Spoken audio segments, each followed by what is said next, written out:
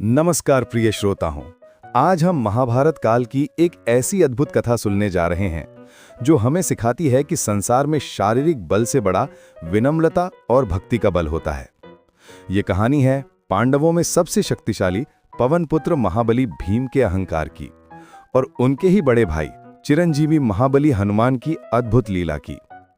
हम सब जानते हैं कि महाभारत काल में राजा पांडु के 5 पुत्र थे, युधिष्ठिर, भीम, अर्जुन, नकुल और सहदेव, जो पांडव कहलाए।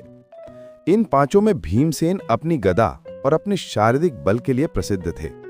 वे इतने शक्तिशाली थे कि अकेले 100 कौरवों का सामना कर सकते थे, किंतु अपार बल ने धीरे धीरे उनके मन में अहंकार भर दिया था। भीम को लगने लगा था कि पूरी पृथ्वी पर उनके जैसा शक्तिशाली कोई नहीं है। इस घमंड के कारण वे कई बार अनजाने में अहंकार भरी बातें करने लगे थे, जिससे उनकी बुद्धि की हानि हो रही थी। ये बात योगेश्वर भगवान श्री कृष्ण जानते थे। वे अपने प्रिय भक्त के इस दोष को दूर करने के लिए एक लीला रचने का निश्चय करते हैं। एक दिन द्रौपदी के लिए दिव्य सौगंधिक पुष्प खोजने के उद्देश्य से महाबली भीम एक घने और रहस्यमय वन से गुजर रहे थे। वे तेजी से अपनी शक्ति के मद में मार्ग पार कर रहे थे। तभी अचानक उनका पैर मार्ग में पड़ी एक वस्तु से टकराया। भीम ने क्रुद्ध होकर देखा। मार्ग के बीचों बीच एक विशालकाय वानर की पूंछ पड़ी थी, जिसने उनका रास्ता पूरी तरह रोक रखा था। भीम ने पीछे मुड़कर देखा, वहां एक पेड़ के नीचे एक अत्यंत वृद्ध, कमजोर और दुर्बल वानर बैठा था। उसके शरीर पर झुर्रियां थीं और वह कराह रहा था। भीम को लगा कि ये कोई सामान्य तुच्छ वानर है। अपने बल के अभिमान में चूर होकर भीम ने कठोर और अधिकारपूर्ण स्वर में कहा, ए वानर, क्या तुम्हें दिखाई नहीं देता? मैं आगे जा रहा हूं। अपनी इस मैली पूंछ को तुरंत मेरे मार्ग से हटाओ। वृद्ध वानर ने बड़ी मुश्किल से गर्दन घुमाई और अत्यंत दीनता और दुर्बलता का प्रदर्शन करते हुए भीम की ओर देखा। वानर ने कांपते हुए धीमे स्वर में उत्तर दिया, हे बलिष्ठ पुरुष, मैं बहुत वृद्ध और बीमार हूं। मुझ में इतनी भी शक्ति नहीं बची कि अपनी पूंछ को उठा सकूं। आप तो अत्यंत बलवान दिखाई देते हैं। मेरी आपसे विनती है, आप ही दया करके मेरी पूंछ को मार्ग से हटा दें और अपना रास्ता बना लें। ये सुनकर भीम को और भी अधिक गुस्सा आया।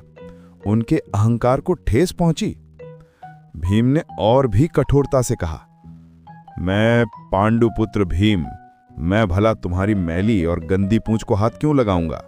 तुम मेरी आज्ञा का पालन करो और जल्दी से इसे हटाओ। वानर ने हंसकर एक रहस्यमय मुस्कान के साथ कहा, भैया, मैं सचमुच कमजोर हूं। यदि आपको हाथ लगाने में संकोच है तो आपके पास जो गदा है उसी से मेरी पूंछ हटा दो। भीम ने अपनी गदा की ओर देखा और कहा, अगर मेरी गदा से तुम्हारी पूंछ टूट गई तो? वानर ने इस बार खुलकर हंसते हुए उत्तर दिया, और यदि मेरी पूंछ हटाते समय तुम्हारी वही बलशाली गदा टूट गई तो? वानर की ये बात सुनकर भीम क्रोध से आग बबूला हो उठे। उन्हें लगा कि ये दुर्बल प्राणी उनका मजाक उड़ा रहा है। घमंड में भरकर भीम ने अपने गुस्से को काबू में नहीं किया। उन्होंने अपनी गदा उठाई और उसे वानर की पूंछ के नीचे लगाकर पूरी शक्ति से पूंछ को हटाने का प्रयास किया। पांडवों में सबसे बलशाली भीम अपनी पूरी शक्ति लगा रहे हैं, लेकिन पूंछ तो टस से मस भी नहीं हो रही है। भीम ने सोचा, शायद गदा का प्रयोग सही नहीं रहा। उन्होंने गदा को एक और रखा और अपने भुजाओं के बल का प्रयोग किया। उन्होंने अपनी पूरी दैहिक शक्ति, जिसका उन्हें इतना अहंकार था, उस पूंछ को उठाने में लगा दी। उनके माथे पर पसीना आ गया, नसें तन गई, शरीर कांपने लगा, परंतु पूंछ जरा सी भी नहीं हिली। पूरी शक्ति लगाने के बाद भीम थक कर चूर हो गए। वे हाँफ रहे थे, उनके शक्तिशाली हाथ कांप रहे थे। पूंछ उठाना तो दूर, अब तो उनकी गदा ही उस वानर की पूंछ के नीचे अटक गई थी, जिसे निकालना भी कठिन हो गया था। भीम की आंखों से अहंकार का पर्दा हट गया। उन्हें अपनी भूल का एहसास हुआ। वे तुरंत समझ गए कि ये कोई साधारण बूढ़ा वानर नहीं है। कौन सा प्राणी इतना शक्तिशाली हो सकता है कि भीमसेन अपनी पूरी ताकत लगाकर भी उसकी पूंछ न हटा पाए? भीमसेन तुरंत ही उस वानर के चरणों में गिर पड़े। अपने सारे घमंड को त्याग कर उन्होंने हाथ जोड़े और विनम्रता से पूछा, महाशय, मुझे क्षमा करें, मैं अपनी शक्ति के मद में अंधा हो गया था। आप कोई साधारण वानर नहीं हैं, कृपया करके अपना वास्तविक परिचय दीजिए। तब वृद्ध वानर ने मुस्कुराते हुए अपना वास्तविक रूप प्रकट किया। देखते ही देखते उनका शरीर अत्यंत विशाल हो गया, उनका तेज पूरे वन को प्रकाशित कर गया। वानर ने कहा, वत्स भीम, मैं श्रीराम का सेवक पवन पुत्र हनुमान हूं। तुम मेरे अनुज हो, तुम भी पवन पुत्र हो।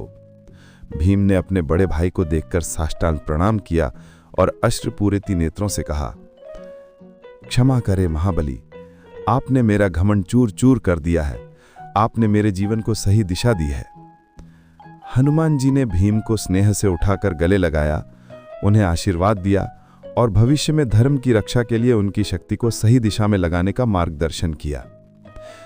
मित्रों, इस कथा से हमने क्या सीखा? हमें अपने किसी भी बात का, चाहे वह बल हो, धन हो या ज्ञान हो, कभी घमंड नहीं करना चाहिए।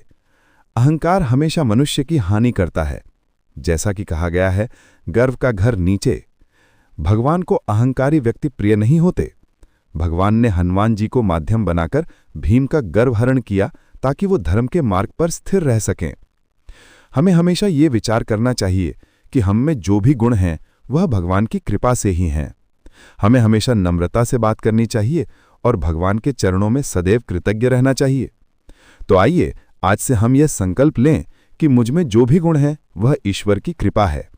यदि हम अपने दोषों को कम करने का प्रयास करेंगे तो भगवान हम में और भी बहुत सारे सद्गुणों का निर्माण करेंगे। तो आज के लिए बस इतना ही। अगर आपको ये अद्भुत कथा और इसका गहन संदेश पसंद आया हो तो वीडियो को लाइक करें और हमारे चैनल अस्तित्व की खोज को शेयर और सब्सक्राइब करना ना भूलें। धन्यवाद।